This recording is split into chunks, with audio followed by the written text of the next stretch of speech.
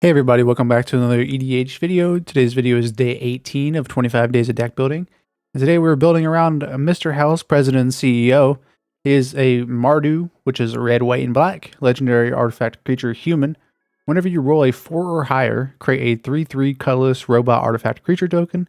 If you roll a 6 or higher, instead, create that token and a treasure token.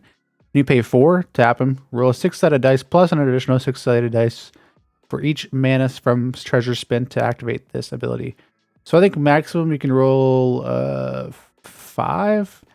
I think 5. I think the maximum you can roll is 5 from that.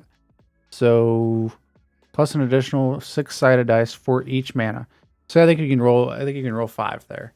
So you can roll 5 6-sided dice. I think, but we're not really focusing on his ability. We're focusing on other cards that let us roll dice, and also there's some cards in there that like double the roll dice triggers, which are pretty cool. Most of them are from like the D&D set, so there's not really a whole lot of crossover with Fallout, but there are the bobbleheads.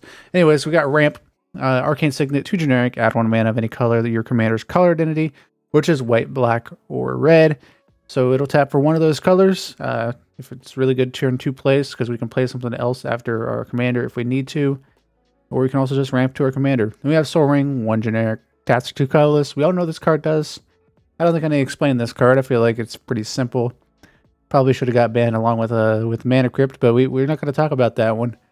And yeah, Talisman of Conviction, 2 generic, tap it for a colorless. It also taps and adds a red or a white and deals 1 damage to you. Talisman of Indulgence also does the exact same thing, but taps for a red or a black and deals 1 damage to you instead of the other colors. Also taps for a colorless. Talismans are always good. I throw them in all the decks and I usually run all 3 or however many is in the deck. If it's a 5 color, I usually run all 10. No, I'm just kidding. Talisman of Hierarchy, 2 generic, tap it, add for a colorless, and it does the same thing. You can tap it for a white or a black, and it deals 1 damage to you. I don't think I really need to read that, but I'll read it anyways. Also, the art is just chess. We have Professional Facebreaker, 2 generic and a red. Menace, whenever one or more creatures you control deal combat damage to a player, create a treasure. And then you can sacrifice a treasure, exile the top card of your library. You may play that card this turn. It's not really ramp, but I put it in here because it creates treasures. Then we got Removal. Not very much ramp. But we got Vandal Blast, 1 red, destroy target artifact you don't control. Then you also pay 4 and 1 red, and overload it. So it says destroy each artifact you don't control. So you destroy all your opponent's artifacts. Very good.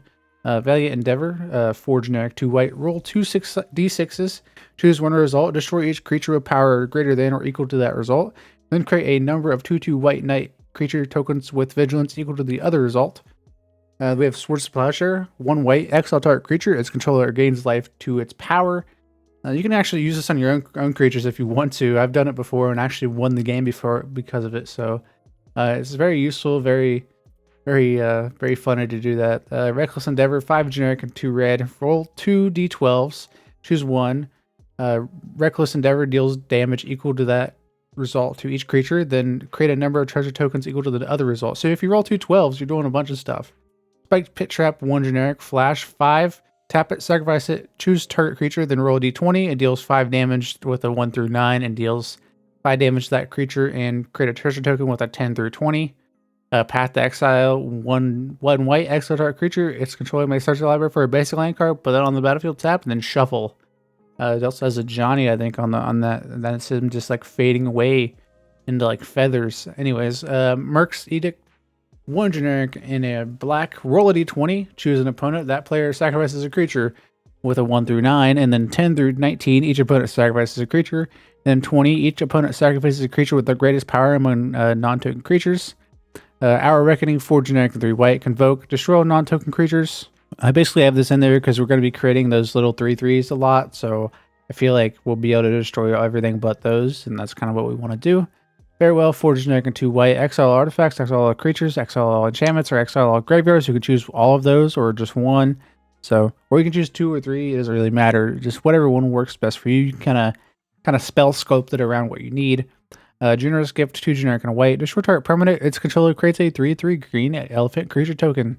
It's an instant, really good. Probably one of the best ones to destroy just a permanent. The other guys created out. Yep, you get a 3/3 now. Dispatch, 1 white. Tap target creature, but if it has a Metalcraft, if you control 3 or more artifacts, exile that creature. It's basically just another Path to Exile, and we're going to be having a lot of artifacts, so I feel like this is a good choice for this deck. We're going to be rolling a lot of dice, so we have Chaos Warp, 2 generic, and a red. The owner of target permanent shuffles it into their library, then reveals the top card of their library. If it's a permanent card, they put it on the battlefield. This can be good or bad. They can flip up a sorcery and they can't play it, or they can flip up their Blightsteel and play it. Contraband, Livestock, 1 generic, and a white. Exile target creature, then roll a d20. It's with a 1 through 9, its controller creates a 4/4 green ox. With a 10 through 19, its controller creates a 2/2 green boar. With a 20, it creates a 0/1 white goat. Blasphemous Act, 8 generic and a red, but it'll usually never be that because it costs 1 less to cast for each creature on the battlefield, and it deals 13 damage to each creature. Very good board wipe here that most people run.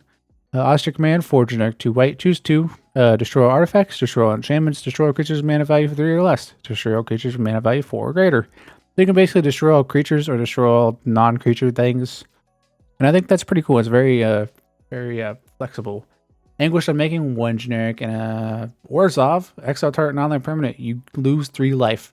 You do lose a little life, but you get to exile a non-land permanent. Pesky stuff that you don't want sticking around, don't want them to get back. And you can do that. We have some draw. We got Big Score, 3 generic, and a red.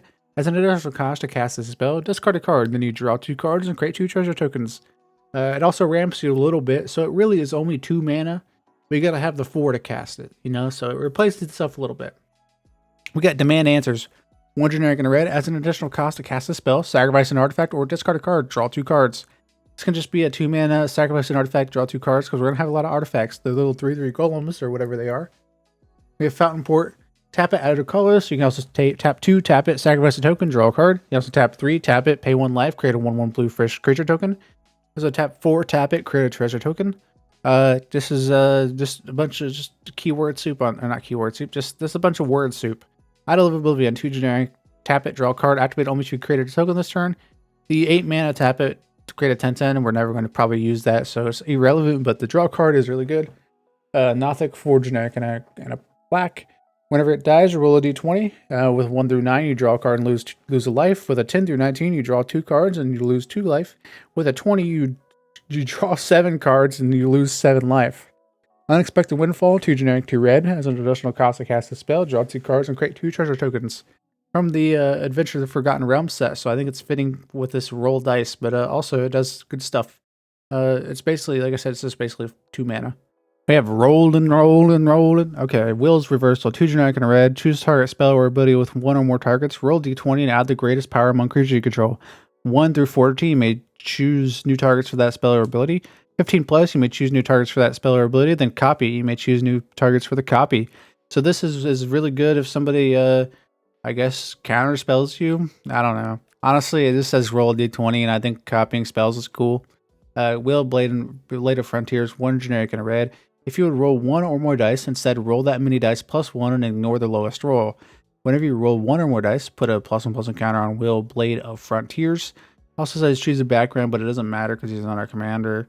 It's a 1/1 for 2, which is very inefficient, but we're going to be rolling a lot of dice, so I think it's cool and good and amazing for this. And also, you're rolling 2 dice, so you get 2 triggers off your commander. Wand of Wonder, 3 generic and a red.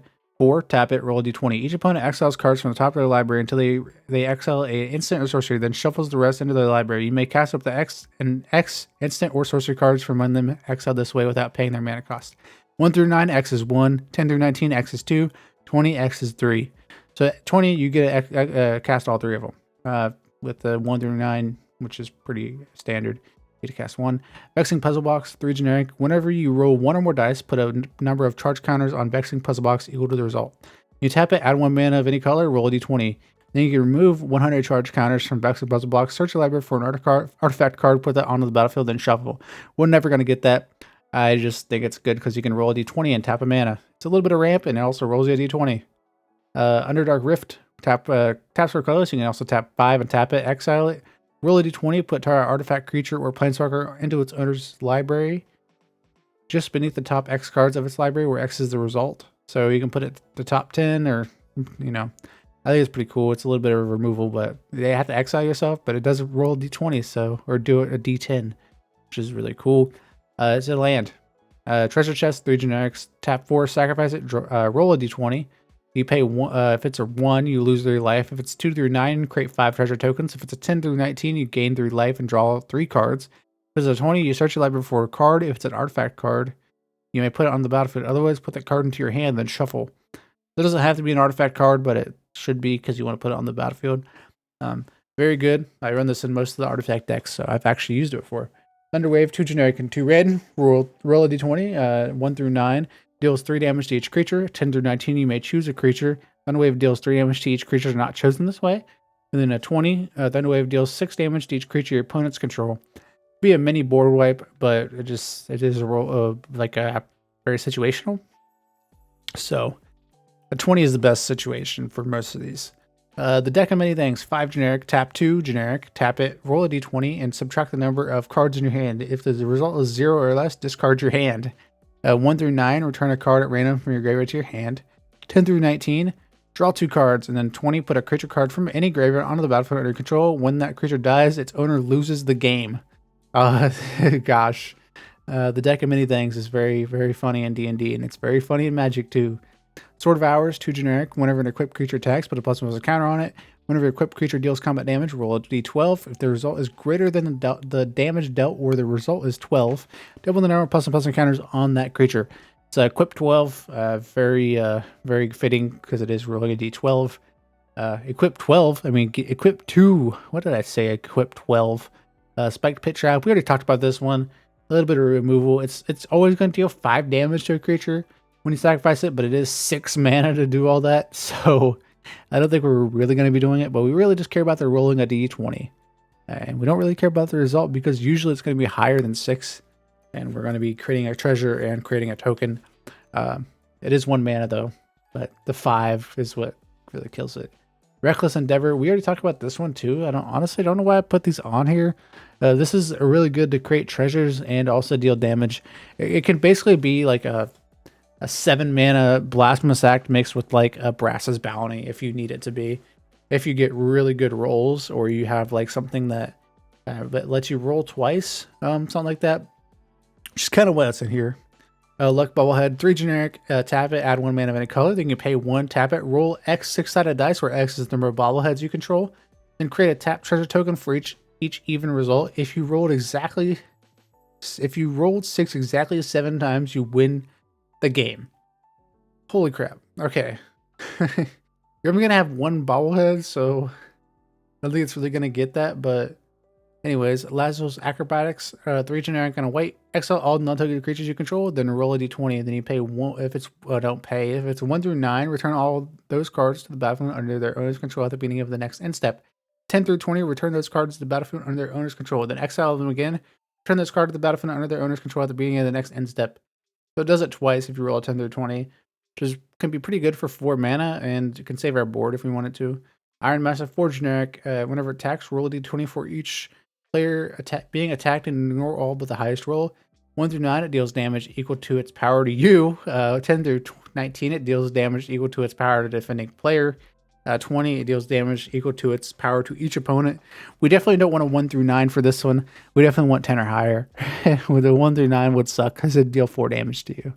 Warding Ogre, 3 generic and a red. Whenever it attacks, roll a d20. With a 1 through 9, create a treasure token. With a 10 through 19, create 2 treasure tokens. With a 20, create 3 treasure tokens. The best you can get here is just creating 3 treasure tokens. The art is just like, what's going on? Is that guy just looks, I don't even know. Looks angry, but also happy at the same time. He's like smiling, but he's also like ripping something's head off. Anyways, Herald of Hadar, 4 generic and a black. Circle of Death, you pay 5 and a black, roll a d20. 1 through 9, each opponent loses 2 life. 10 through 19, each opponent loses 2 life, and you gain 2 life. 20, each opponent loses 2 life, and you gain 2 life, and you create 2 treasure tokens. Wow, you can pay 6 mana to do all that. Oh man, that's going to be really bad. It's going to be so much mana. But it does roll a d20. Grave Endeavor, 5 generic, 2 black, roll 2 d20, choose 1 result, return a creature card from your graveyard to the battlefield with a number of plus counters on it equal to that result. Then each opponent loses X life and you gain X life, where X is the other result. I love the cards like this. I think that's a cycle. Grave Endeavor, the red Endeavor, and then there's the white Endeavor that's a board wipe. The 2 of them are like board wipes. Anyways, this one is like a bad and sanguinate. Goblin Morningstar. 1 generic and a red. Equip your creature gets +1/+0 and has trample, and then you can equip for 1 and a red.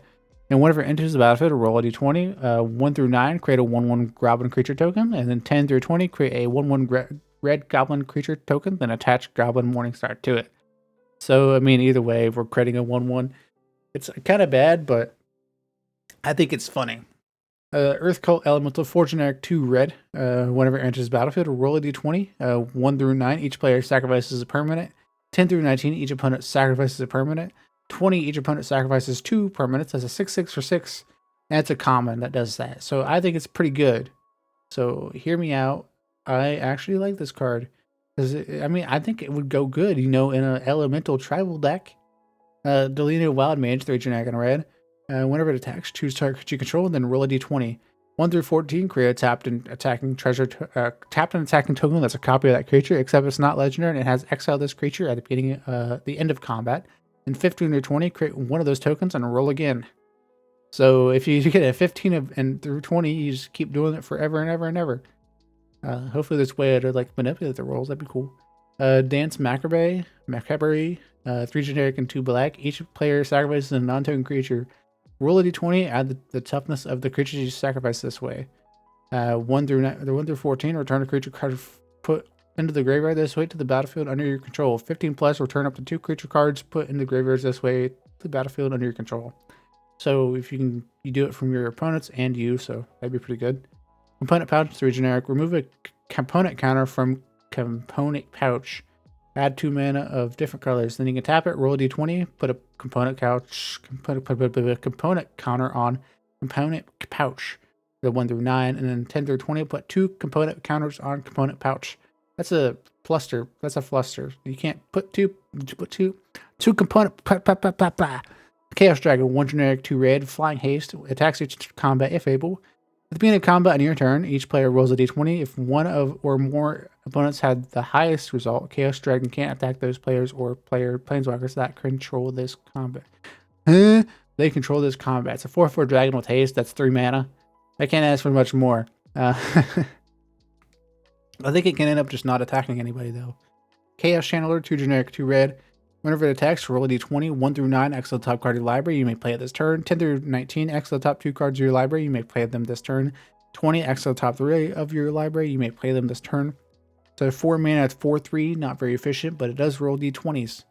Man, these videos are getting longer and longer. This feels like I've been saying this for 50 minutes. Anyways, this is just rolling dice stuff. Bucknard's Everfull Purse, 2 generic, and you can pay 1 generic, tap it, roll a d4, create a number of treasure tokens equal to the result. That to the player to your right gains control of Bucknard's Everfull Purse. So this kind of is like a group hug thing, but I like it because it rolls a d4. And it might be the only d4 we ever roll in Magic. I do like this card. You just gotta have a d4 handy though, which kind of sucks. Berserker's Frenzy, 2 generic and a red. Cast a spell only before combat or during combat before blockers are declared. Roll 2 d20s and ignore the lower roll. 1 through 14, choose any number of creatures they block this turn if able. 15 through 20, you choose which creatures block this turn and how those creatures block. Wow, this is really cool. It's only 3 mana. I really like this card. Barbarian costs 1 red. If you would roll 1 or more dice, instead roll that many +1 and ignore the lowest roll. And the other stuff just doesn't really matter. Whenever you roll dice, something gets menace and +2/+0, and then the other ones, the creature you control have haste. Nobody cares about that. We care about the rolling the dice. We don't care about the other. We don't want to pay 5 extra mana. Nobody wants to do that. Ancient Gold Dragon, 5 generic, 2 white. Whenever it deals combat damage to a player, roll a d20. You create a number of 1/1 blue fairy dragon creature tokens with flying equal to the result. 7/10 for 7. Rolls a d20. It's really expensive, but I like it. Especially for this deck that wants to roll d20s. It's also an Elder Dragon, so it's another reason why it's in here. Ancient Copper Dragon, 4 generic, 2 red, flying. Whenever it deals combat damage to a player, roll a d20. You create a number of treasure tokens equal to the result. It is a 6/5 Elder Dragon. They really missed out on the the lore here. Should be a 7/7 for 6. That's what it should have been. But no, it's a 6/5 for 6. Ancient Brass Dragon, 5 generic, 2 black. Whenever Ancient Brass Dragon deals combat damage to a player, roll a d20. When you do, put any number of target creatures with total mana value X or less from graveyards onto the battlefield under your control, where X is the result. It's a 7 mana 7/6. I feel like all these should have just had 7 power. You know, it makes a lot of sense. I don't really know why, but it does. We have Brazen Dwarf, 1 generic and a red. Whenever you roll 1 or more dice, it deals 1 damage to each opponent. 1/3, it's a common. It cares about rolling dice, so I put it in here. It's also from the D&D set. And we just have just stuff. We have Academy Manufacturer, 3 generic. If you would create a clue, food, or treasure token, instead create 1 of those each. So we are going to create treasure tokens with our commander. So we may as well have a way to make the other ones that are important. Crime Novelist, 2 generic and a red. Whenever you sacrifice an artifact, put a +1/+1 counter on Crime Novelist and add a red. We are creating treasure tokens. This is important for treasures because it pretty much doubles up your mana for treasures. Also, I really like the Crime Novelist. We have Exorn, which is 2 generic and a red. If you create 1 or more treasure tokens, instead create those tokens plus an additional treasure token. It doesn't double them because if you create 10, you only create 11. Takosha's Welcome, 2 generic and a white. Whenever 1 or more creatures with mana value 3 or less enter the battlefield under your control, draw a card. The tokens we create with our commander are indeed mana value 3 or less, and you draw a card from them. You only do it once each turn, but it is a little bit of card draw. Reckless Fireweaver, 1 generic and a red. Whenever an artifact enters the battlefield under your control, it deals 1 damage to each opponent. So a way to kind of win the game. Since we're putting 2 artifacts into play with our commander, if we roll above a 6, we are, Marionette Apprentice, 1 generic and a black. Whenever another creature or artifact you control is put into a graveyard from the battlefield, each opponent loses 1 life. So this is basically the same thing. It also has Fabricate, so whenever it enters, you put a +1 counter on stuff and create a servo or whatever. Ingenious Artillerist, 2 generic and a red. Whenever 1 or more artifacts enter the battlefield under your control, Ingenious Artillerist deals that much damage to each opponent. It's a 3/1. Ways to burn our opponents down with making artifacts. We have lands. Oh, wow. 7 mountains. Okay. 7 swamps. Okay. 6 plains. Okay. That's pretty standard. Battlefield Forge, taps for a colorless, tap it for a red or a white. It deals 1 damage to you. We don't really care about what it does. We know we got all the lands. We have all the good lands and the colors in here. We got all the good lands. That's all that matters. Bojuka Bauk enters battlefield tap, enters the exile target player's graveyard. Then you go ahead and tap it for black, and then you go ahead and go to the next card on the slideshow here. But you can't because it takes forever. Caves of Kulios, taps for colors, tap it for a white or a black. Caves of Kulios, it deals 1 damage to you whenever you tap it for a white or a black. My wife. Anyways, Clifftop Retreat enters the battlefield tap unless you control a mountain or plains. Tap it for a red or a white.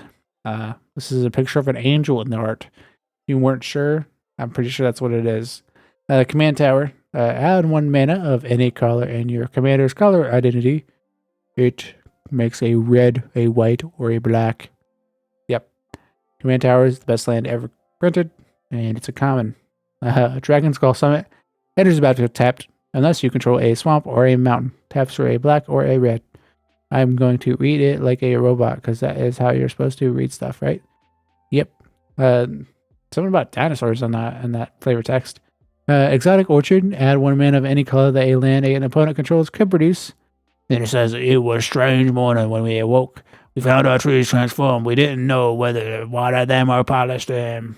Fetid Heath, taps for colors, tap a white or black hybrid, tap it, add a white, black, a white, black. Yeah, that's a Fetid Heath for sure in that picture. I don't even know what a Fetid Heath is. Fountain Port. We already talked about this card. I'm not going to go over it again. If you want to read it, just read it on the screen because it's up there. It's a picture of a fountain. I think it's a port. I'm not sure. Anyways, Isolated Chapel. Enters the battlefield tapped unless you control a plains or swamp. Taps for white or black. And it says, not every church is a place of faith. So it's an isolated chapel. So it's not a place of faith, I guess. I guess that makes sense. Luxury Suite. enters the battlefield tapped unless you control two or more control two or more. I always say control two or more opponents. Unless you have two or more opponents. The taps are black or red. I don't know why I always say control. Rugged Prairie taps are colorless. You can also tap a red and a white, red or a white. Tap it at a red red, a red white, or a white white.